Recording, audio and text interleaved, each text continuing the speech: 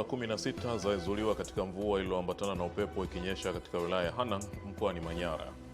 Na Taifa Stars yajipa matumaini ya kusonga mbele wakati ikikabili Tunisia leo katika mchezo wa kundi C na michuano ya AFCON inayoendelea Morocco.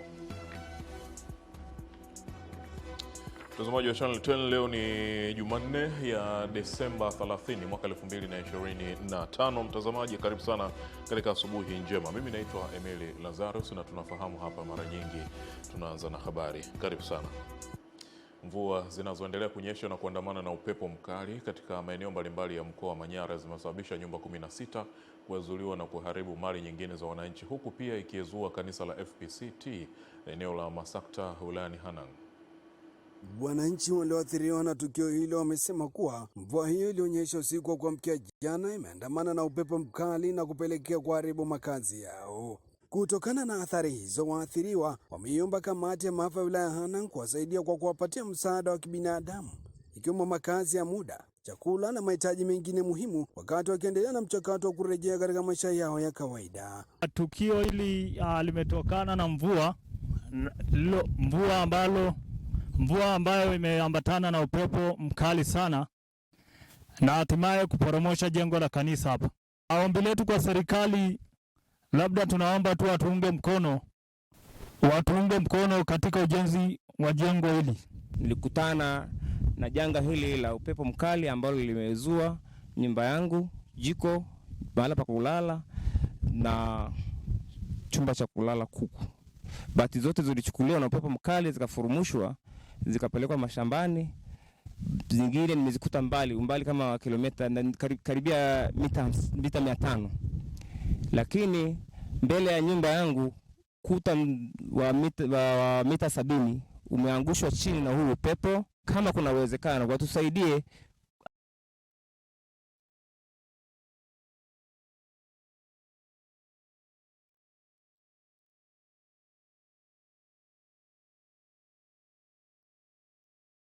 Angalau basi tupate msaada wa kunirudishia huu ukuta, angalau niweze kurudishia nguvu. Sasa hivi nguvu yote imeisha. Diwani wa kata ya Masakta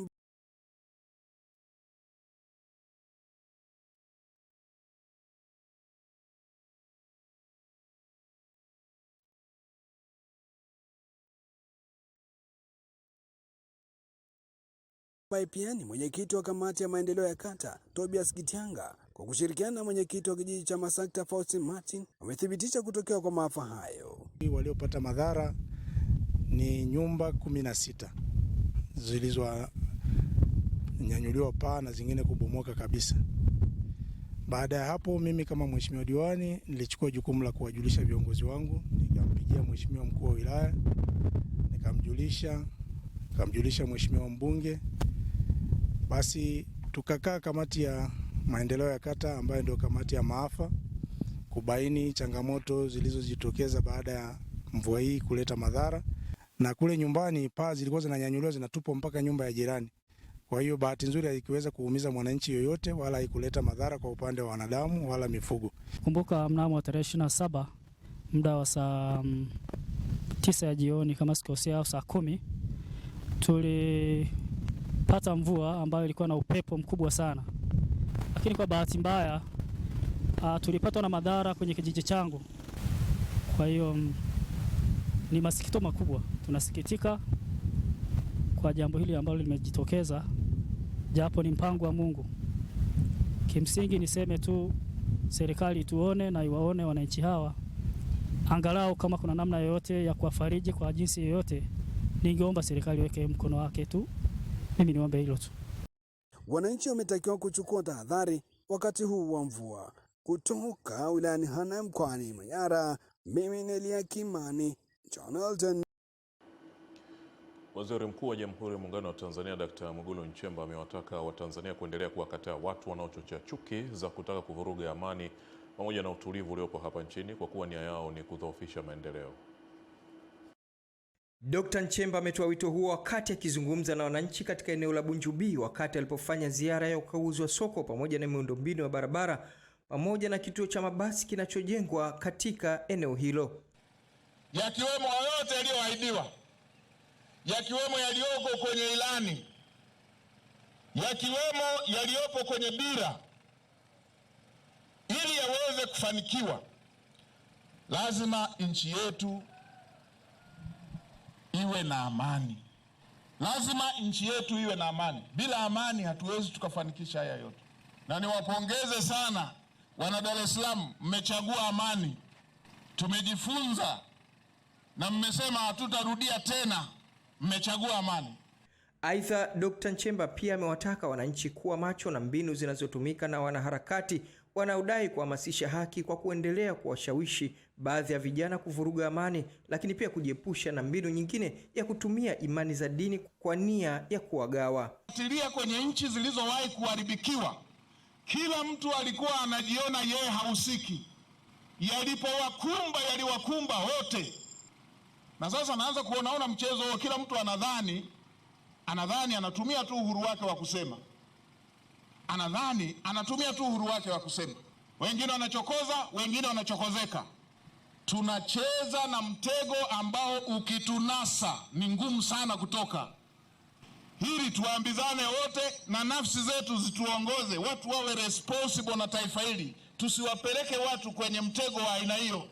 Akizungumzia ujenzi wa stendi mpya katika eneo hilo la Bunjubi pamoja na kuimarishwa kwa biashara katika soko hilo jipya ambalo wafanyabiashara wengi wamelikimbia kutokana na kutokuwepo kwa mzunguko wa biashara, amewaagiza viongozi wa mkoa na wilaya kuhakikisha kituo hicho kinajengwa kwa haraka na mabasi yote yakiwemo yale ya Bagamoyo yanaanzia safari zake eneo hilo. Tengeneze stendi ikamilike, tutengeneze barabara, magari yakae hapa, wapate biashara, tutavuna fedha ya kutosha. Maeneo kama haya ya masoko, yawe maeneo nadhifu. Kuna baadhi ya maeneo ukienda linaitwa soko, lakini ukiangalia unaona mvua ikinyesha linageuka zizi la ng'ombe. Waziri Mkuu, tupelekee salamu kwa Mheshimiwa Rais kwa fedha nyingi hizi ambazo amezitoa ili Watanzania hawa wa Bunju waweze kupata ahueni kwenye masoko yao. Na baada ya barabara hii kama ambavyo Mheshimiwa Mkuu wa Wilaya amesema, manake yale magari ambayo wote walikuwa wanagoma kuingia hapa sasa wataanza kuingia. Tunashukuru Manispaa ya Kinondoni imetengeneza hapa hiyo stendi.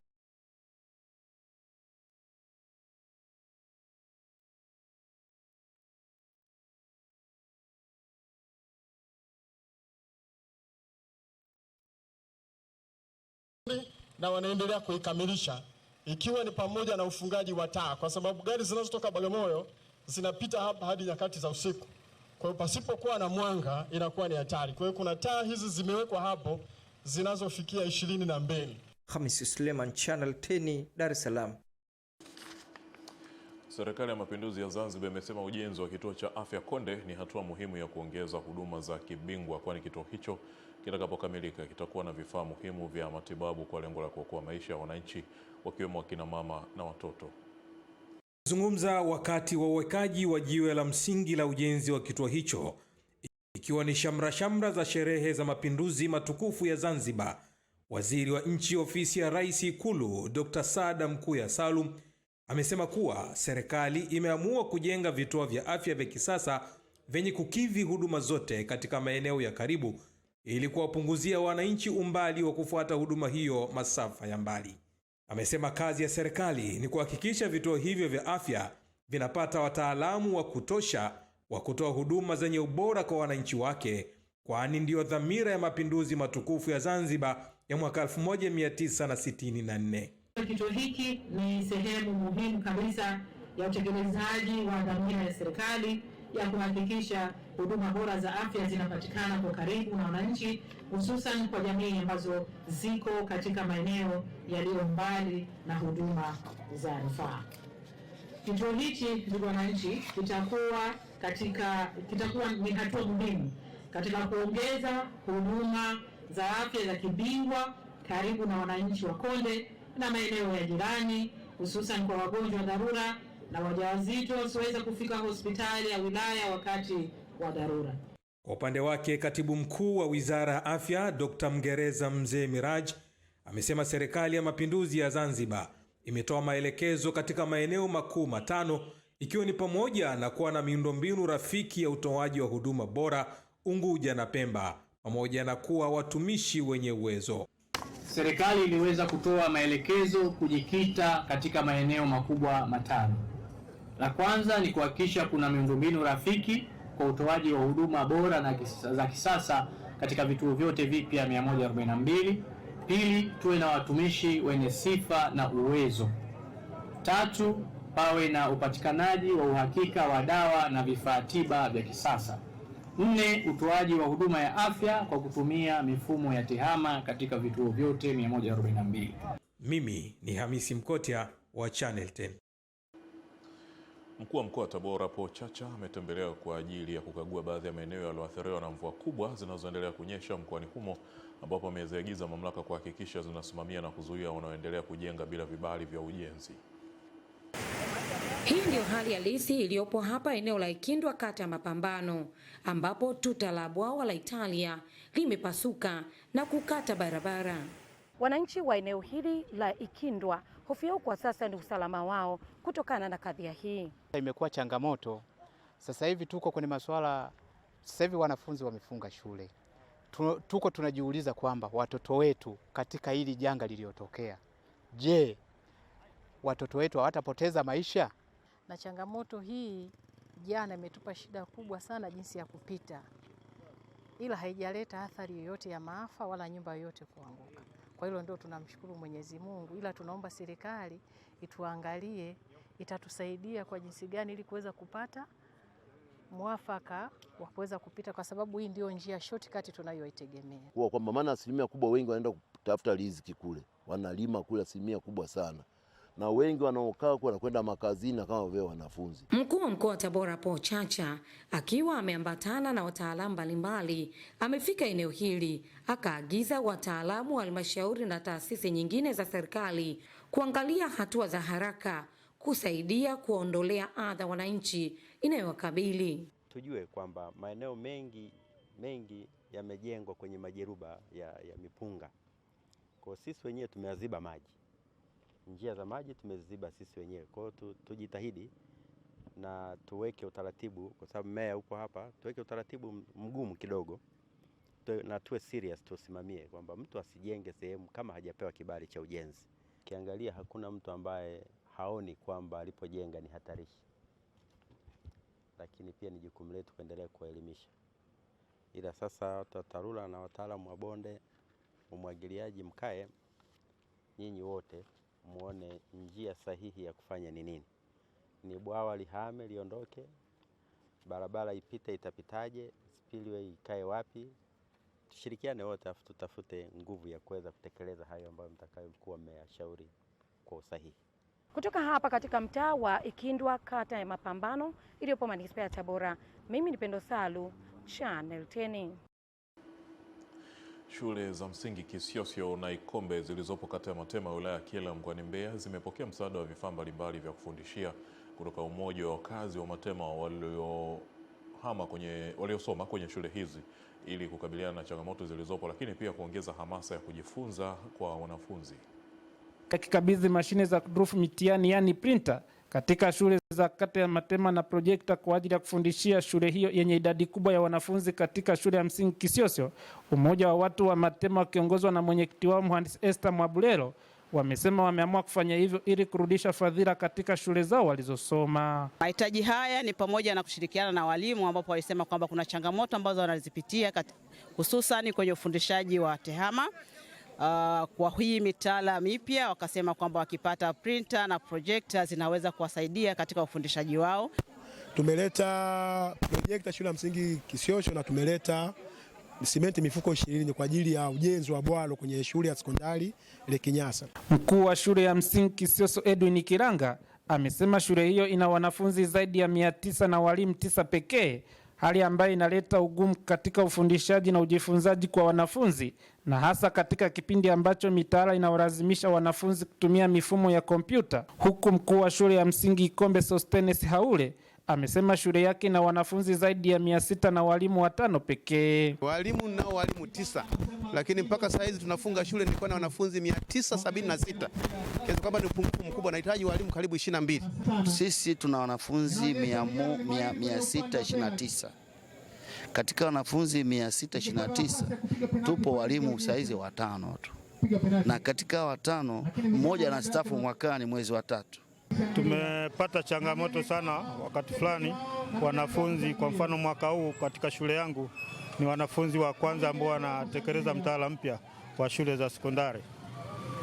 Sasa uwepo wa hivi vifaa walivyoleta kwa shule za msingi, najua tutapata wanafunzi mahiri. Nikiripoti kutoka wilayani Kyela mkoani Mbeya, Epimax Apolinari, Channel 10.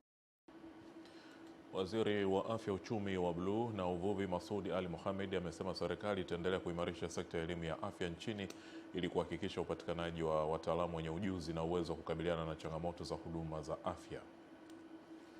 Akizungumza katika mahafali ya wanafunzi wa chuo hicho, Waziri wa Uchumi wa Bluu na Uvuvi Masoud Ali Mohamed amesema serikali itaongeza uwekezaji katika miundombinu ya afya, hatua ambayo itachangia kuinua ubora wa huduma za afya na maendeleo ya taifa.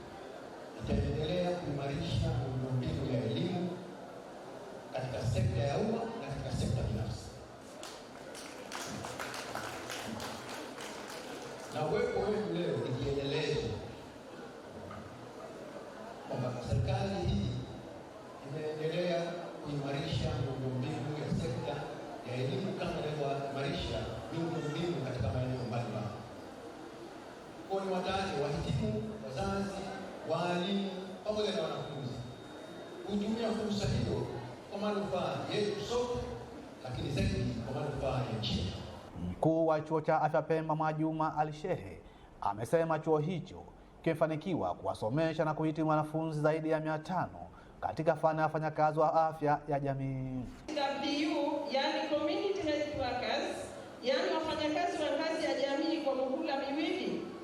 Muhula kwanza walihitimu wanafunzi 307, muhula pili walihitimu wanafunzi 301, na kwa sasa kuna wanafunzi 146 ambao wanaendelea na masomo katika chuo chetu. Hivyo jumla ya wanafunzi wote hawa ni 754.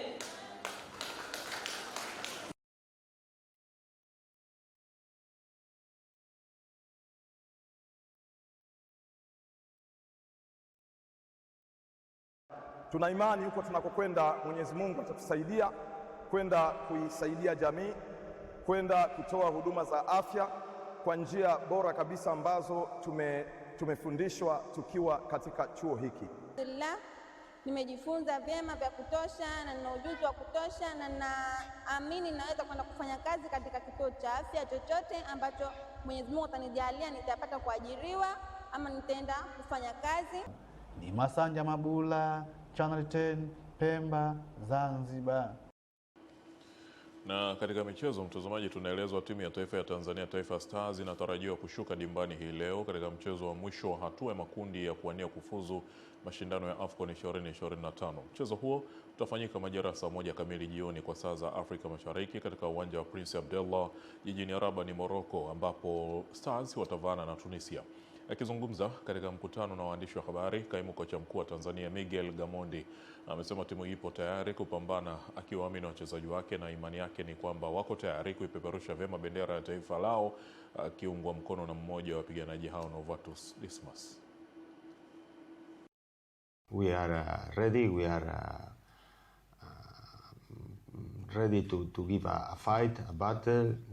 I have a bunch of players who believe in what we are doing and try to represent it well the country, and is our last opportunity. And luckily we lose a great opportunity. We were at 10 minutes to make history in Tanzanian football, but football is just a game, happen, and we are ready now to starting a new game with a big responsibility, but big enthusiasm and big commitment as well. Tunahitaji matokeo ya ushindi kupata kufuzu katika hatua ya group stage ambayo ni malengo ya kila mchezaji wa timu ya taifa ya Tanzania, na tuna imani kupitia wa Tanzania wote ambao wanatusupport kuanzia mwanzo mpaka sasa hivi, na tunaamini tutaweza kufanya vizuri katika mchezo huo kwa sababu tuna nia na tuna uwezo wa kufanya vizuri na tumejipanga vizuri katika mchezo huo. Tumeshacheza michezo miwili ambayo hajafanikiwa kupata matokeo ya ushindi. Ni mchezo ambao utakuwa ni muhimu sana kwetu tuweze kutengeneza historia nyingine